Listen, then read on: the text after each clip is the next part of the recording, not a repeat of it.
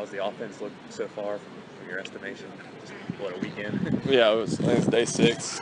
Just working out our kinks, trying to get connected with those young wideouts that can run, and then obviously getting some depth up front with those young guys. And the backfield, we're pretty set with Jalen and Terrence back there. I got some young guys stepping up in the backfield also, so it's good. I feel like you're a lot farther along with the receivers than you were this time last year. Yeah, that's just because we had them last year. Didn't lose a whole lot out there, so where they're going to be when. So it's definitely farther along this year. How would you kind of compare some of the receivers, I guess, to years past? Because now it's your fourth year, you've kind of been through many receivers. Kind of compare them. Yeah, the first 2 years, those receivers were leading me and telling me where to go with the ball or where they wanted it, which because they were seniors and they knew how the offense was working. Now I'm kind of telling those receivers where I want them to be at what point and what time. So it's kind of just switched roles a little bit. How do you think Jalen will play this year going into the season knowing he's the #1 running back? Think it'll give him extra confidence? Yeah, I think a little bit, but Jalen Moore is just Jalen Moore. He's just a all-around guy that just he's just going to put in the work and not say a whole lot. And he's going to run the football. It's fun to watch him run, so it's going to be good. Taylor, this receiver group looks like maybe they've got a little more vertical explosion than maybe some of the groups in the past. What have you seen out of them in practice? Is this really a receiver group you think is going to have more weapons that can stretch the field? Yes, I believe so. We got guys that can run outside, that can really just go and run by guys. Trying to throw it a little bit earlier this year, lead them downfield. But they can go get it, and we just got to get the mental part of it down because they're athletic, they're talented. We just got to get the mental part down of, depth of routes, reading coverages and stuff like that. And having worked in the backfield with Darrington Evans last year, now he's moved into the slot. How do you see his abilities really matching up with that position? He's going to allow you to do a lot out of that position, maybe more than even just throw them. Yeah, I think that's where he needs to be, is that position, because we can get him the ball when we want to. We can motion him across or pitch it to him or whatever. We can get him the rock, and he needs the ball in his hands because he can, obviously saw last year, he can make plays with the ball in his hands. What's it like with your dad being a college coach?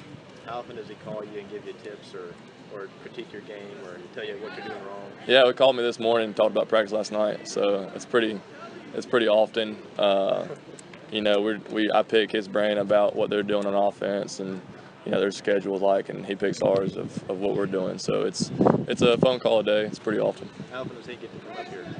I think he's been up here twice, but his off weekend always falls on a away game for us. So he's been to Akron. I think he's going to UMass this year.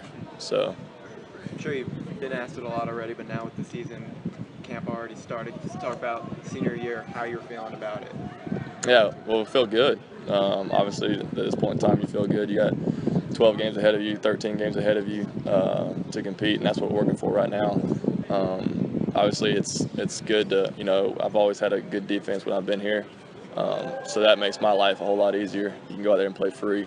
I think we're going to have another good defense this year, another great defense. So, just working those out, and then you're competing against the defense every day, so that's making us better as well. Do the players, you guys talk amongst each other about the possibilities of the season? 2 big games, Georgia, Wake Forest, and of course, you guys are picked to finish #1 in the Sun Belt. Do you guys talk about potentially going undefeated or at all? Is that even something that comes up in conversation in the locker room? Yeah, that's our goal. Our goal is 12-0, bowl game 13-0. That's we want to win every football game, and these guys believe. That's the first thing about a dream. You got to believe. All these guys believe. All 105 of us believe that we can win 12 games. There's no doubt about it. But we're just taking it one day at a time right now, and then when the season comes, we'll take it one game at a time. One thing that's coming up in September is the 10-year anniversary of at Michigan, and that's what our school's been known for a lot. But the last 4 years, especially with you here, you guys have really been able to make a name for yourself on the national stage with big games like that. Can you just kind of talk about just that, trying to put App State on the map for something different than maybe what it was 10 years ago? Yeah, I mean, we hear a lot about that in our program these days, which we should. Greatest upset of all time. And it's crazy, it was 10 years ago because, I was watching that game when I was younger. Everybody knows where they were at when they were watching that game. But, so we're just trying to make a name for ourselves now. And those guys, the championship years, they developed that, and it allowed us to move to the FBS. And now we're developing what we're developing now and allowing guys 10 years from now to go to different heights. So I think that's what the program's about. It's about building over the years, and those guys started it, and we're starting something else, and then somebody else in 10 years will start something else. So it's kind of cool. Chris talked Zoom in a about. little bit. Sorry, address this a little bit. Yeah, the stash. It's a little dirty right now. Started 5 days ago, but quarterbacks do a camp stash just because we're bored. Yeah, we'll shave it right before fan day, and we'll see who the winner is from the quarterbacks. Any early favorite? Early favorite is Tanner Wilson. He's a freshman. He already had it. He already had a goatee, so he just shaved it down. But early favorite is Tanner Wilson right now, for sure. What does the winner get? Pat on the back. Yeah, that's about it. You guys don't buy each other like Nah. cheeseburgers. It's friendly competition. Chris talked about your chances to go undefeated. If you were to beat Georgia, this team has a pretty good chance to be ranked. What would that feel like as the quarterback on the team to lead a ranked team in your next game? Yeah, I don't know if it would be any different than the years past. We don't look a whole lot into the rankings or whatever. It'd be cool to be ranked, first team ranked in App State. But other than that, we're just taking it a game. So when we start working on Georgia, that's what we're working on. And after the Georgia game, we're working on Savannah State, and that's how we progress. What do you expect that might feel like if you were ranked? Pretty good. That's obviously a confidence booster going into these games, but it also puts a big target on your back for other teams. Troy was ranked last year after they beat us, and they had a big target on the back to come in and beat them, those guys. So it obviously adds a little bit of outside distractions. You got to keep it tight-knit.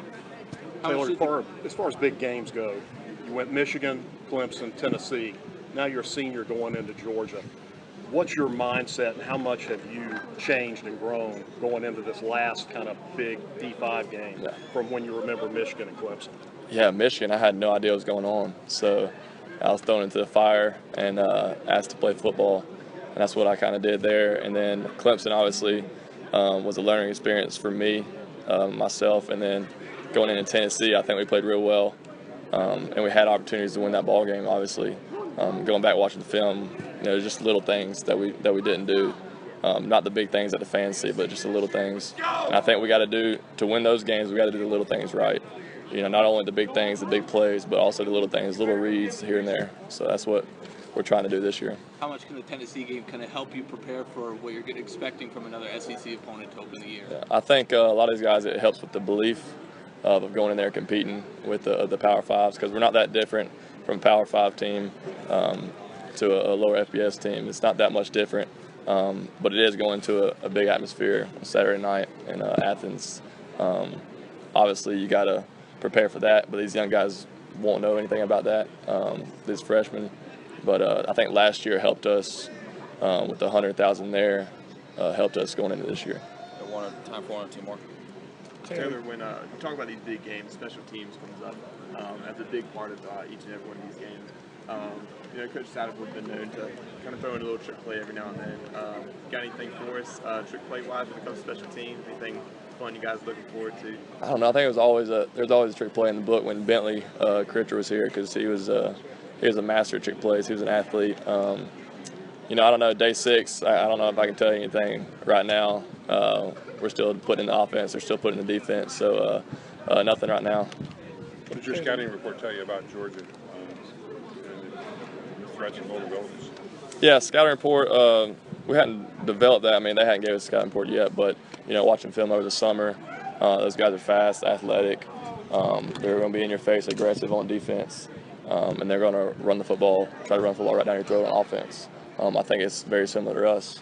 We're fast and aggressive on defense, and we're going to try to run the ball down your throat on offense. So it's two teams that do the same things. It would be fun to watch. All right. Thank you, Taylor. Taylor, you've been